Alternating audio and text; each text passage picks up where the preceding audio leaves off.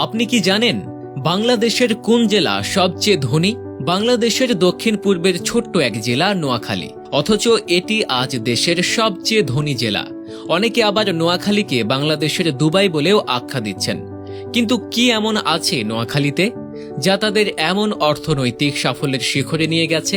কি সেই শীর্ষ ধনী হওয়ার রহস্য? সেই গল্পে চলুন আজ জেনে আসা যাক।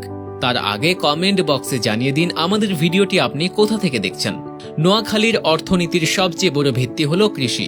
এ জেলার প্রায় ৮০% মানুষ প্রত্যক্ষ ও পরোক্ষভাবে কৃষির সঙ্গে যুক্ত।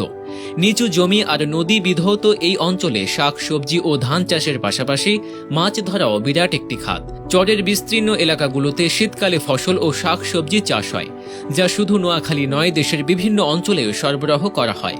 আর মৎস্য খাত তা তো রীতিমতো এই জেলার লাইফ লাইন।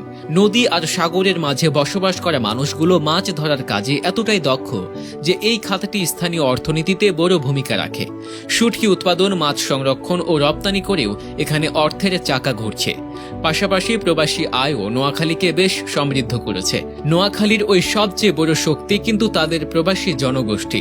মধ্যপ্রাচ্য থেকে শুরু করে ইউরোপে নোয়াখালীর মানুষ ছড়িয়ে আছে সারা বিশ্বে।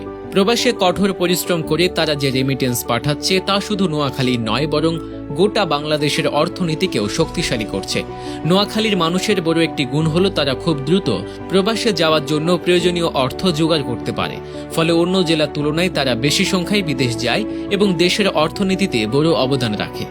নোয়াখালীর মাটি যেমন উর্বর, তেমনি শিল্প ও ব্যবসার দিক থেকে এখানকার মানুষের রয়েছে আধিপত্য। এই জেলার অনেক মানুষই দেশ জুড়ে বড় শিল্পপতি হিসেবে প্রতিষ্ঠিত।